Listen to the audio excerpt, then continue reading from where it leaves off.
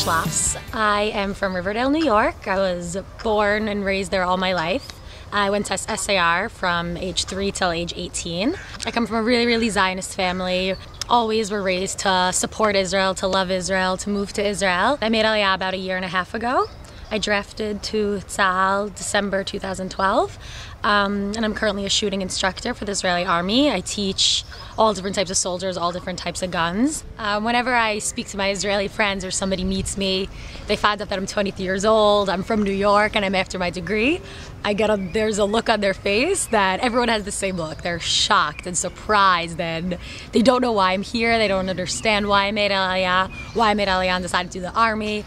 They think I'm crazy. Not that my life in America was bad. My life in America was amazing, but I come here and I serve in the army and I live in Israel, and I feel like every single thing I do has meaning and everything I do is important. I never touched a gun before I came to the army. And when I was in training, when I was in my own basic training, we used a long M16, which was a bit more than half my height. I had black and blue marks all over my legs for my first few weeks of basic training. It was horrible, really horrible.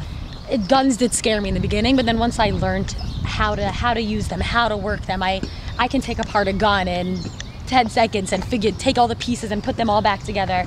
So now that I know the mechanics of it and I know everything about it, it's something that doesn't scare me, and it's something that I know I have full ownership of. When I was in basic training, I did a 3-month-long basic training, which is a little bit more than most girls do. And we were in the Shatach, in the field one night.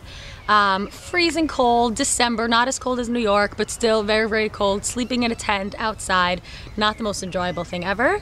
In the middle of the night, and they make us all stand in a chet, which is what you do in the army, you're always standing in a chet, and just yelling, all these different things, just yelling at us. Girls are crying, it was just a total mess, just yelling at us about all these different things. We had to crawl, we had to run, do all these crazy things, and keep in mind, 3 in the morning, a lot of 18-year-old girls, not the thing anyone wanted to do.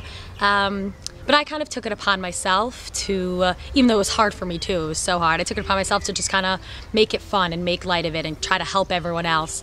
And after the fact, one of my friends came up to me, an Israeli girl, and said, I was having such a hard time right now. This was one of the hardest things I've ever done. And then I looked at you and I just thought, if Sarah can do this, then I can do this too. If Sarah's here and her family's not here and it's hard for her, and I'm missing my family so much, but I know I'm seeing them on the weekend, and Sarah's not seeing her family for 3-4 months, then I know that I can do it too. And that's when I realized that one of the most meaningful parts of my service was influencing other Israelis and other people, that like the army is something worthwhile and is something good. And if I could do that to at least 2 or 3 other soldiers, then I've done my part here.